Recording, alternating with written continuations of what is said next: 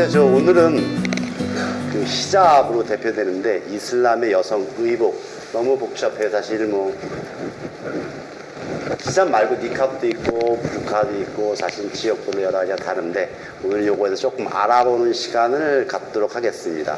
그리고 아직도 이제 외국에서 히잡 착용에 대해서 좀 불편한 시선도 있는 걸로 알고 있는데 그것도 함께 좀 들어보는 시간을 갖도록 하겠습니다. 자, 오늘 그 새로운 참가자 메르나 씨 인사 한번 해주시고요. 네, 안녕하세요. 제가 한국어과 아인샤스 대학교 한국어과 졸업생이고 이집트 남쪽에 있는 소핵대학교의 강사입니다. 메르나 씨가 오셔서 이 차이가 뭔지 한번 직접 들어보는 시간을 갖도록 하겠습니다. 네, 알겠습니다. 일단 무슬림 여성들이 입는 이슬람의 그 복장이 다양합니다. 이거는 이 사진과 같이 대표적으로 그 이런 이슬람 옷이 있는데요. 니캅부터 시작할게요. 니캅은 눈 제외하고 온몸을 가리는 옷이에요. 이거는 주로 사우디아라비아하고 걸프 지역에 작용된 옷이에요. 차도르는 이거는 얼굴 제외하고 온몸을 가리는 옷인데요. 이거는 이라크하고 이란에 주로 작용된 옷이고, 그 다음에는 보르카는 이거는 눈 포함해서 전신을 가리는 옷인데요. 이렇게 입는 여성이 이렇게 눈을 앞을 볼 수 있도록 눈 앞에 이렇게 그물과 같은 것이 있어요. 이거는 주로 아프가니스탄에 있는 것인데요. 부르카는 이집트에서 옛날부터 이슬람과 상관없이 부르카 있어요.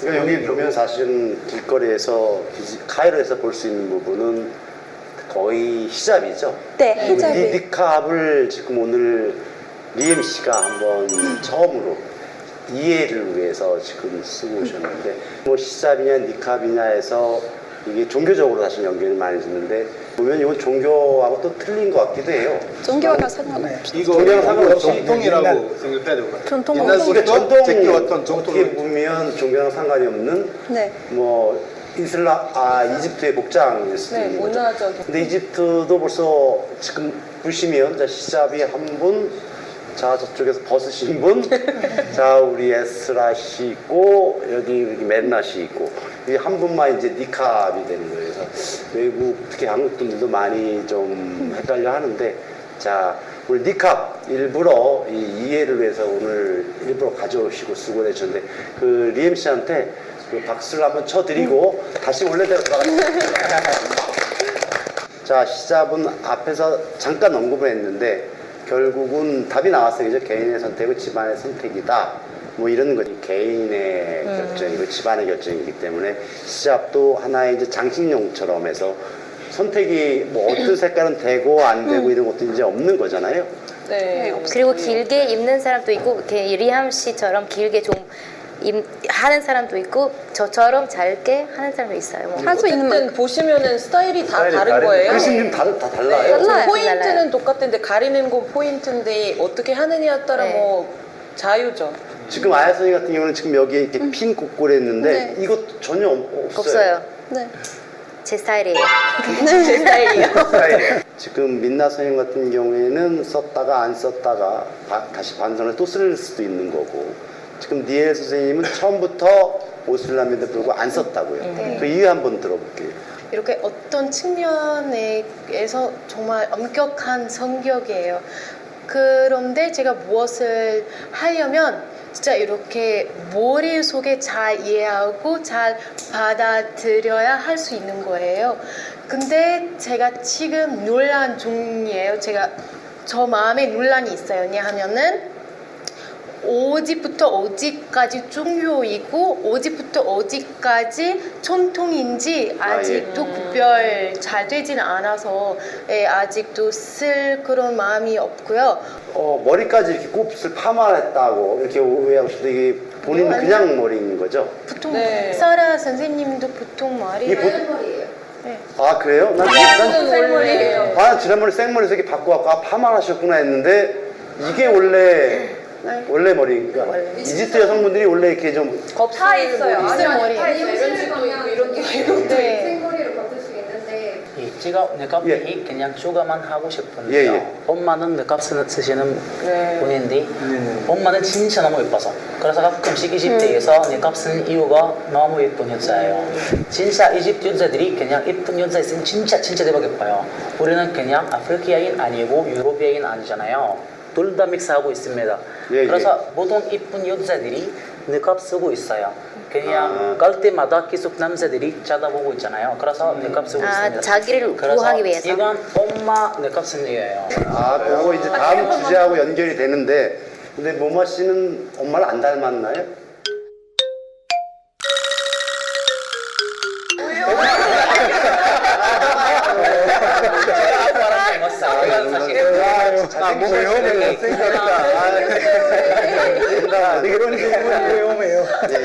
그래서 지금 뭐 지금 말씀을 잘 해주셨는데, 그래서 이제 히잡을 쓰고 집에 가서는 이제 가족한테 이거는 벗잖아요. 그래서 어느 범위까지 이걸 히잡을 벗은 모습을 보여줄 수 있는 건지 그것도 좀 궁금해요. 누가 좀 얘기 좀. 제가 예. 추가하고 싶은 포인트가 있는데요. 예, 예. 이제 이집트의 단점이 있을 수 있어요. 근데 이집트의 가장 큰 장점 중에 히잡을 쓰든 쓰지 않든 니캅을 쓰든 뭐 기독교든 무슬림교든 우리는 모두 다 같이 이렇게 살 수 있는 거고, 이렇게 네가 히잡을 쓰진 않아서 뭐 이렇게 이런 것을 해주지 않을 거예요. 왕따 될 거예요. 그런 분위기가 아니에요, 이집트는. 네. 그래서 아까 물어보셨는데 예, 예. 히잡 어느 정도 가려야 되는지 누구 앞에서 일단 네. 부모님 앞에서 당연히 당연히 묻고 네.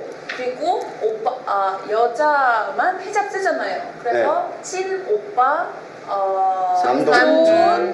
외삼촌 남동생 남동생 당연히 당연하죠. 되고. 다시 말씀드릴게요. 찐 예. 아버지, 오빠, 남동생, 삼촌, 외삼촌, 시아버지 그걸 제외하고 이제 다른 남자가 있으면 앞에서 가려야 다 된다. 가려야 되는 아, 거예요. 원래 히잡이라는 말이 아들도 가리다라는 뜻이에요. 아, 그다음에 가려. 사회적으로 사회마다 가리는 방법이 아, 달라요. 예. 자, 그래서 오늘 또 이제 그 히잡에 대해서 좀 알아봤는데, 히잡 그냥 지나가면서 하나, 히잡을 쓰면서 편리한 점 하나 잠깐 보여드리겠습니다.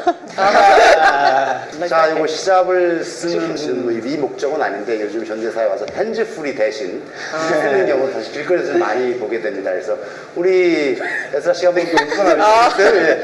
아니 사실 이거 되게 하는 것도 쉽고 아, 되게 자연스럽게 하네. 되게 편해요, 사실. 편해요. 네, 되게 조금 느낌이 이상하긴 한데 편해요, 사실. 해보시면. 자, 그래서 이제 히잡 얘기 좀 넘어갔어요. 이제 이건 한국뿐만 아니라 외국에서도 아직까지는 히잡에 대해서 좀 선입견을 갖고 보는 경우가 있는데, 우리 한국에서 공부를 하신 우리 아야 선생님부터 먼저 얘기 들어볼까요? 네. 한국에서 히잡을 쓰셨어요? 네, 썼어요.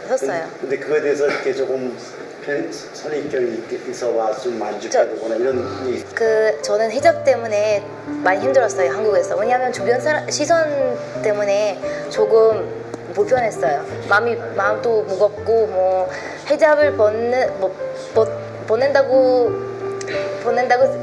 몇 번 생각했어요. 예, 왜냐하면 저는 외계인처럼 보일 정도로 그 주변 시선 때문에 저에게로 집중해 있어서 좀